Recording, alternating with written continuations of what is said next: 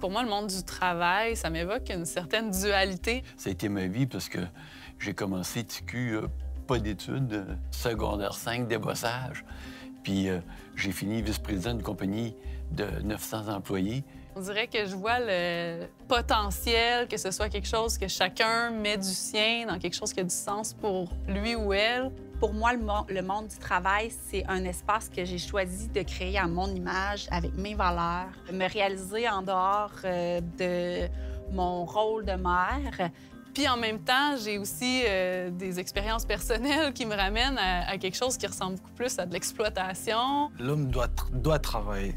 Donc c'est plus dans un concept de devoir, le devoir de l'homme envers une société, à une communauté, à un pays. Étant handicapé, ça a mis du temps pour pouvoir avoir un travail dans le domaine qui me plaît. Fait que pour moi, le travail, c'était en lien avec le handicap vraiment une chance de pouvoir travailler. Tout le monde a le droit ou peut avoir la chance de travailler. Pourrait faire un bout au-dessus de la haine. Le temps d'une discussion, des gens de tous horizons viennent s'exprimer sur un enjeu d'actualité, mais surtout écouter, afin de déconstruire les peurs et comprendre l'autre. Car c'est au-delà de nos chambres d'écho que se trouve la richesse des nuances qui façonnent nos collectivités. Voici Chambre d'écho.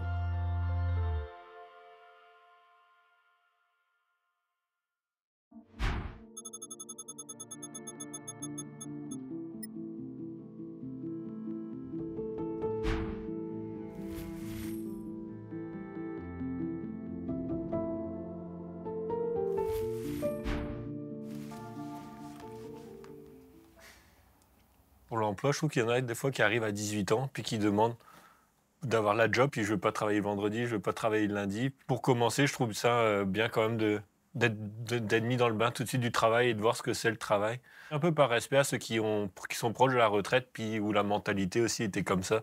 Je remonte à loin, là, mais quand j'ai commencé à travailler, là, on suppliait les employeurs de nous embaucher, puis même j'offrais mes services gratuitement. Si tu me trouves correct, tu commenceras à me payer ensuite, mais je suis prêt à travailler gratuitement. On est loin de là, c'est évident. J'ai eu des entreprises, puis c'est vrai ce que tu dis, c'est ils viennent passer en entrevue, mais c'est pas eux autres qui passent en entrevue, c'est l'employeur. Ils viennent voir si ça pourrait faire leur affaire. C'est les parents qui sont derrière ça. Ils ont été élevés de même, mais les conséquences de tout ça, c'est non-responsabilité sur toute la ligne. C'est des choses qu'on observe, je pense, surtout en tant qu'employeur, sur le marché du travail, avec les nouvelles générations, si on parle vraiment de l'entrée là, sur le marché du travail. Je pense que c'est bien que le pouvoir soit réparti, puis que les ententes des employeurs et des employés, que les deux soient satisfaits, mais pas non plus qu'il y ait une espèce de qui a le gros bout du bâton. Puis j'ai pas été élevée là-dedans. Là. C'était vraiment qu'est-ce que je peux faire pour mon employeur. Ça a été ça les valeurs qui m'ont été inculquées. Puis finalement, ça m'a mené à me brûler pour un employeur. Donc ça m'a coûté très, très cher. Donc maintenant, je trouve ça super important que les employés sachent qu'ils ont de la valeur, que leurs conditions sont importantes et que ce n'est pas que d'un côté. Aujourd'hui, ils comprennent un peu qu'ils n'ont plus totalement le plein pouvoir, qu'ils ont aussi besoin des employés, et les employés eux-mêmes reconnaissent leur valeur aussi. Ils se disent que ils sont capables de rajouter une valeur, de ramener une valeur ajoutée dans une entreprise, et ils se valorisent plus, je dirais. Il y a un peu un côté donnant-donnant. C'est en lien déjà avec mes limites du handicap qui ne se voient pas. Puis après, par rapport aux conditions que je demande aussi pour l'emploi. Après, j'ai eu vraiment la chance que ma job à la commission scolaire, ils acceptent ça. Puis je trouve bien qu'ils l'aient fait aussi parce que là, on parle de pénurie de main-d'œuvre. Là, nous, on se présente, on est une jeune famille, on s'est ancré dans la région, mais si on veut donner la chance aux jeunes de pouvoir revenir en région ou venir travailler, il faut garder ça en tête. C'est le mot mérite qui m'irrite. Tant pourquoi est-ce qu'on doit travailler 5 jours semaine? Pourquoi imposer ça si la personne, c'est pas le choix de vie que cette personne-là veut faire? Il faut arrêter de se dire oui, mais avant, oui, mais dans mon temps. Oui, mais on n'est plus dans ce temps-là. Et moi, dans mon temps, je lavais mon linge en main. Ben oui. J'ai-tu le goût, moi, de relaver mon linge en main, tout mon linge en main? Tu sais, je pense qu'il faut aller au-delà, dans les conditions, il faut aller au-delà du salaire, il faut aller au-delà du nombre de jours travaillés, du nombre d'heures travaillées. En tant qu'employeur, qu'est-ce que l'employeur veut? Un employé qui est là à se tourner les pouces parce qu'il faut qu'il remplisse son nombre d'heures, ou un employé qui est performant pendant qu'il est là parce qu'il sait qu'il est là puis qui est efficace parce qu'il a le goût d'être là pendant ce moment-là puis parce qu'il est disposé mentalement puis physiquement. La performance, pour moi, c'est gratifiant parce que c'est l'atteinte d'un objectif, c'est l'atteinte d'un but.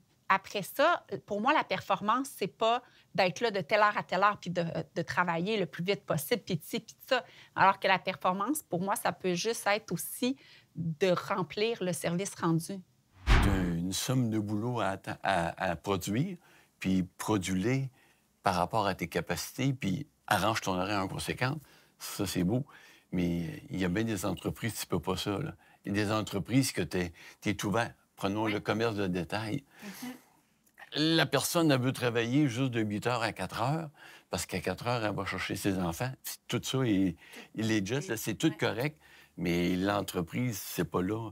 C'est pas là qu'il a besoin de son staff. Puis la personne qui a 50 ans et plus, elle travaillait le samedi et le dimanche. Fait qu'ils viennent, puis ils disent « je ne veux pas travailler ni samedi ni dimanche ».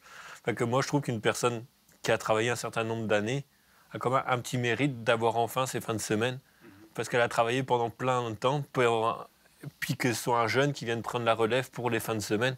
Parce qu'il y en a de jeunes qui viennent, puis non, moi, je ne veux pas travailler les fins de semaine du tout. Puis samedi soir, là, je veux qu'à 17h, j'ai fini ma job. C'est sûr que c'est un défi du point de vue employeur, mais de là à dire qu'il ne le mérite pas, c'est là que moi, Puis j'aimerais rebondir sur le concept de mérite, là. Moi, le mérite, dans le fond, de ma paye, c'était quasiment... Puis, tu sais, ça, c'est des années en psychologie, là, à détricoter ça. Mais il fallait quasiment souffrir au travail. Il y avait comme une notion, peut-être sociétale, qui m'a été inculquée de... Tu sais, faut ça se gagne. Une paye, ça se gagne. Mais au final, est-ce qu'on peut se défaire de cette croyance-là, puis se dire, OK, le travail, ça peut être quelque chose qui me nourrit puis qui me donne de l'énergie. C'est mon corps qui m'a arrêté. J'ai commencé à avoir des migraines de 9 à 5 du lundi au vendredi. Le message était assez clair parce que la fin de semaine, ça allait, là. D'un côté, je m'adapte super bien, puis d'un autre côté, mon instinct criait trop fort qu'il y avait quelque chose qui allait pas, qui refusait de s'adapter, en fait. Puis ça, je crois qu'il y en a plusieurs qui vont passer leur vie à, comme, réduire cette petite voie-là, mais je suis comme contente d'avoir été obligée de frapper mon mur, tu sais.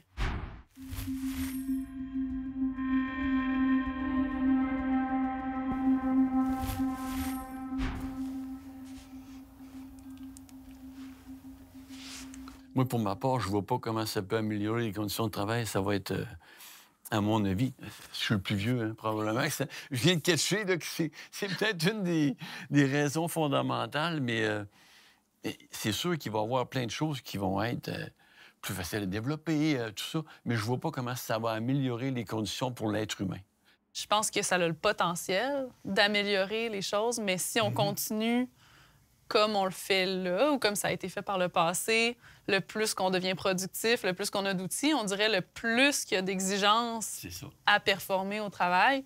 Je pense que ça peut dépendre aussi de ce qu'on fait comme travail. Parce qu'une personne qui travaille à l'usine, par exemple, n'a pas forcément besoin de l'intelligence artificielle pour améliorer ses conditions de travail. Mais il y a certains travails qui demandent... si on intègre l'intelligence artificielle, ça sera un gain de temps, par exemple. Donc, ça peut permettre d'être flexible en termes de ses heures de travail. Ça, c'est une condition qui peut être favorable à celui qui l'utilise. Mais je pense qu'il y a une nuance parce que ça ne s'applique pas à tout ce qu'on fait comme travail. Moi, pourquoi je t'ai nuancé, là? Puis il y en a une tout de suite, l'intelligence artificielle qui m'est venue à la tête, là. C'est, par exemple, par rapport aux médecins de famille, maintenant, il y a des systèmes d'intelligence artificielle qui te permettent aux médecins de faire comme plus ou moins un petit résumé ou comme plus ou moins les affaires que tout son client va dire. Ce qui fait que le médecin de famille va pouvoir voir davantage de le médecin de famille plutôt que passer 40 minutes à faire de la rédaction. Sur tout ce qu'il a entendu pendant la rencontre, tu as comme une intelligence artificielle. Évidemment, le médecin va regarder après si c'est correct, mais va faire une partie de la rédaction. Moi, je trouve que, par exemple, pour ces exemples-là, ça pourrait être bien. Ou sur des efforts physiques. Après, il y a des choses où moi, je ne suis pas d'accord. Voir des douches intelligentes qui font faire que le patient est nettoyé par une douche avec intelligence artificielle. Là, tu commences à en voir à certaines places. Là. Le côté direct avec la personne ou soin avec la personne, ça, moi, je serais contre l'intelligence artificielle par rapport à ça. C'est pour ça que je suis un peu nuancé pour ça. Là, le fait de ne pas conduire, s'il y avait l'intelligence artificielle, peut-être que je pourrais me déplacer plus facilement partout sur Rimouski ou même sortir de la ville sans être dépendant de quelqu'un aussi. Quand tu as un handicap, il y a certaines intelligences artificielles qui pourraient être bonnes aussi. L'amélioration des conditions de travail vont se faire si le patronat veut en donner des meilleures, mais ils vont tout simplement rajouter des tâches pour occuper le temps que les gens... Ah, c'est sûr, je suis convaincu. Internet, c'est ce que ça fait. Ça ferait gagner du temps. Au final, finalement, comme tu as juste 15 minutes pour faire ça, écoute, je vais te donner une autre tâche parce que ces 15 minutes-là, tu as gagné 5. Peut-être que ça va permettre à plus d'employés de faire le nombre d'heures qu'ils désirent faire dans une semaine. C'est un autre... non, mais je pense que ça n'a pas de lien. Honnêtement, ça n'a pas de lien. C'est vraiment la façon de penser. Puis moi, je suis convaincu que comme quand Internet est arrivé, l'informatique est arrivée, tout est plus facile, plus vite. Ça a été plus facile, plus vite, mais on travaille plus que jamais.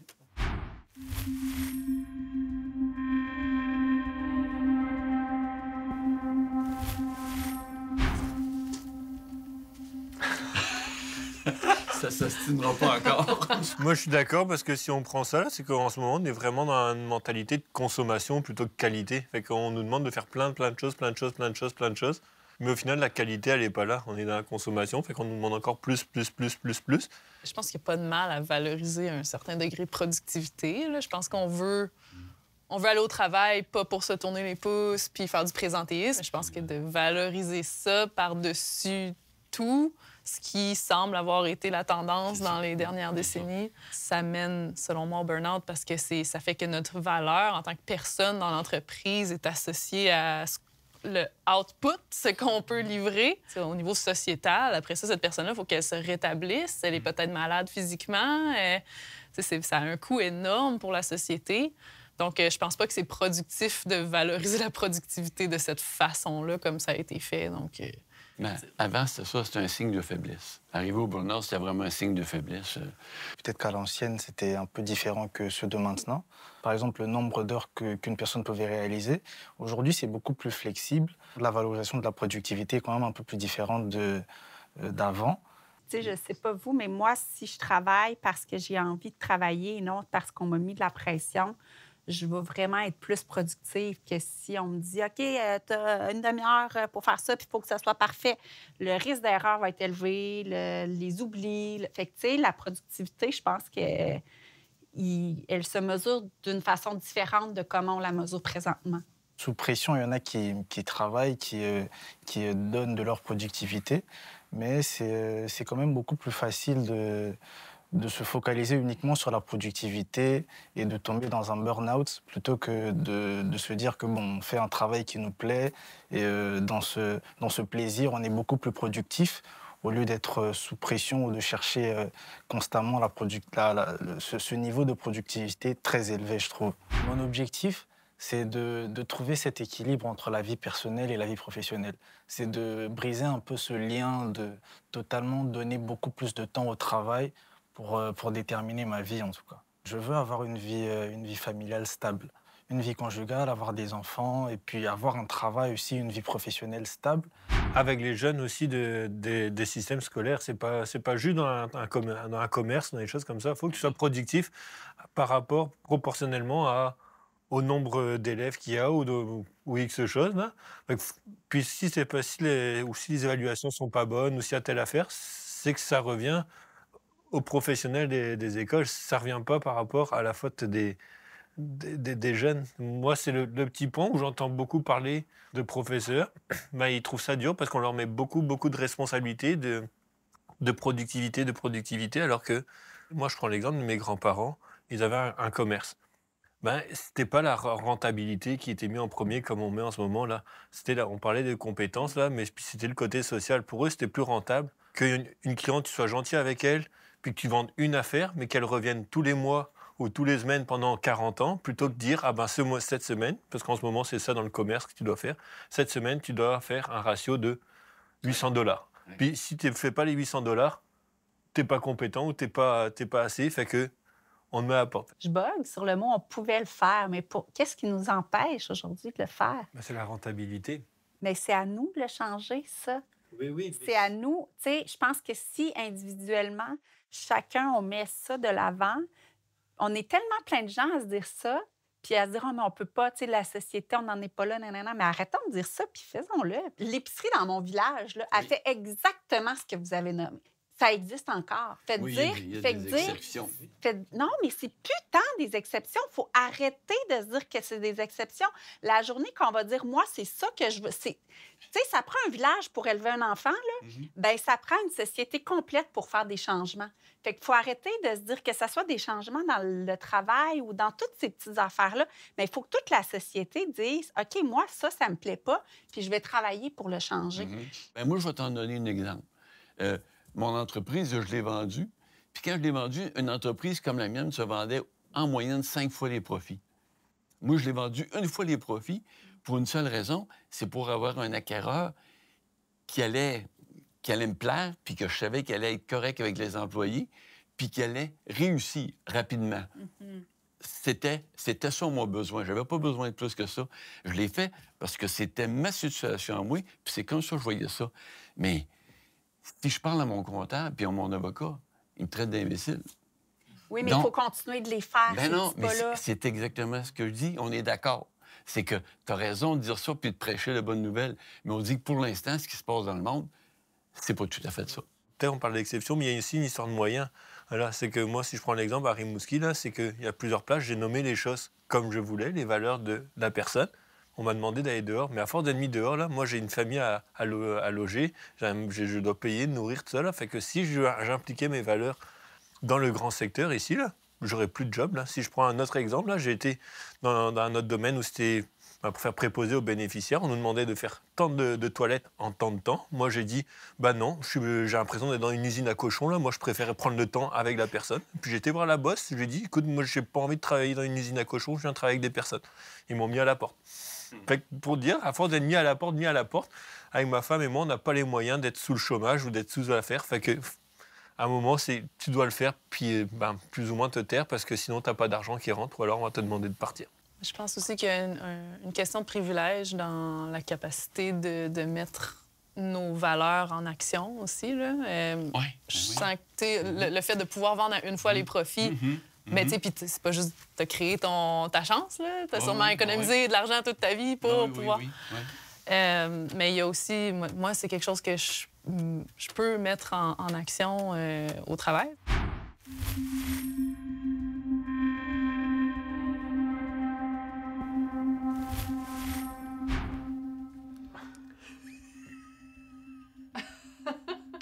Le travail doit être porteur de sens pour la personne qui le fait. C'est à travers ce sens-là qu'il est dévoué à réaliser quelque chose. Le fait de savoir qu'on va aider des gens, peut-être on va sauver des vies, c'est ce sens-là qui fait en sorte qu'on soit motivé, on soit dévoué à réaliser un travail.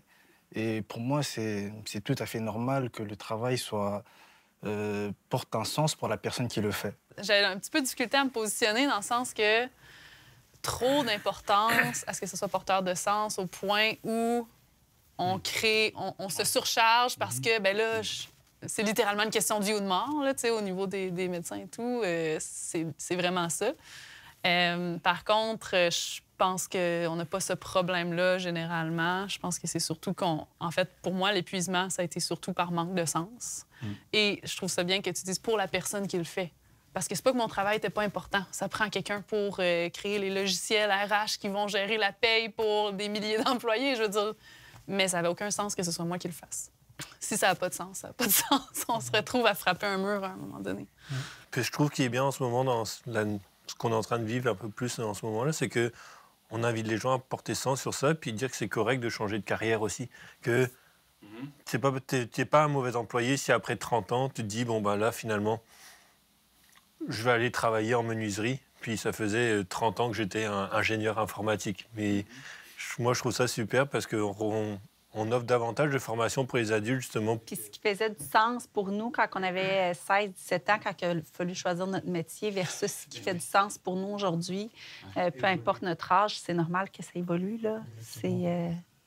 De vouloir vraiment comme, finalement, la job, c'était bien pendant 3 mois, mais finalement, il y a ça. Fait que là, je vais changer, puis de toujours changer. Ça. Mais c'est là, c'est là que je m'en allais. C'est moi, le premier, moi, personnellement, à tous les 3 ans, j'ai changé de job pendant presque 30 ans. C'était des entreprises différentes, des contextes différents, mais je vivais toujours le même pattern.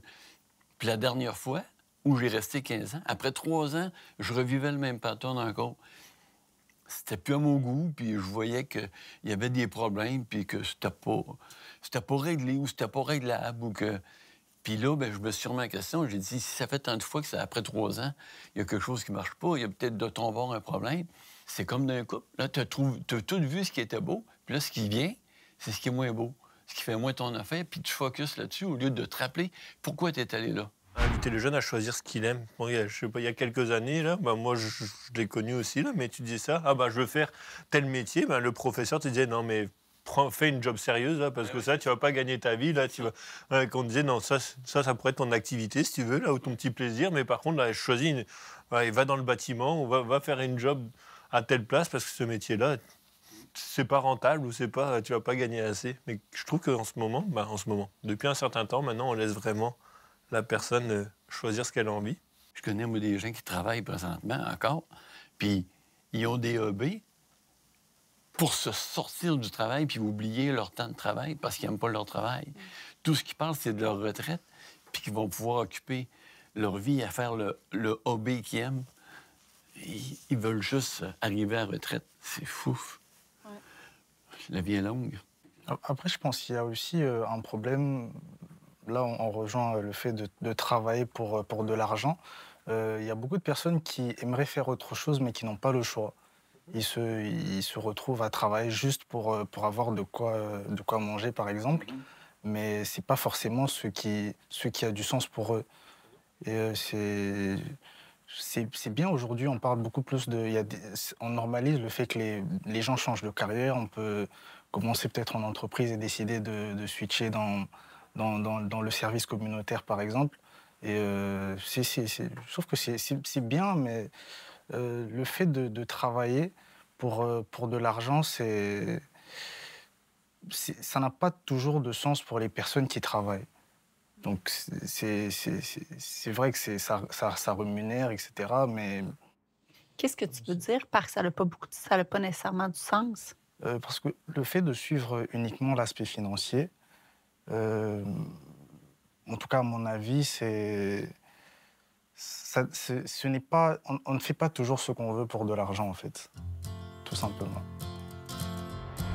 Si on se parlait doucement sur un autre temps, dans un autre champ de vision.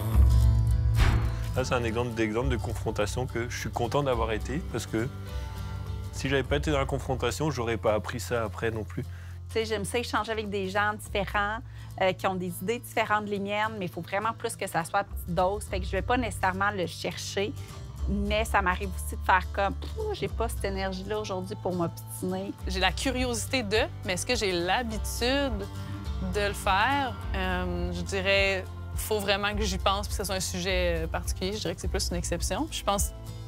Je peux pas m'empêcher d'essayer de comprendre pourquoi ils pensent de même.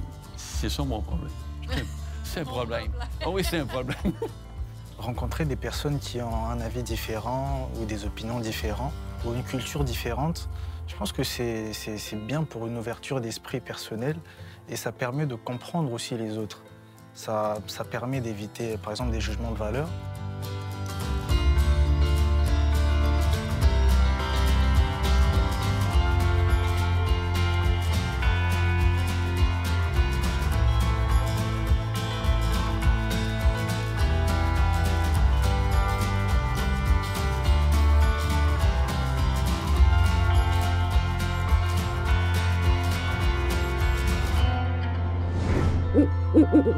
Ouh.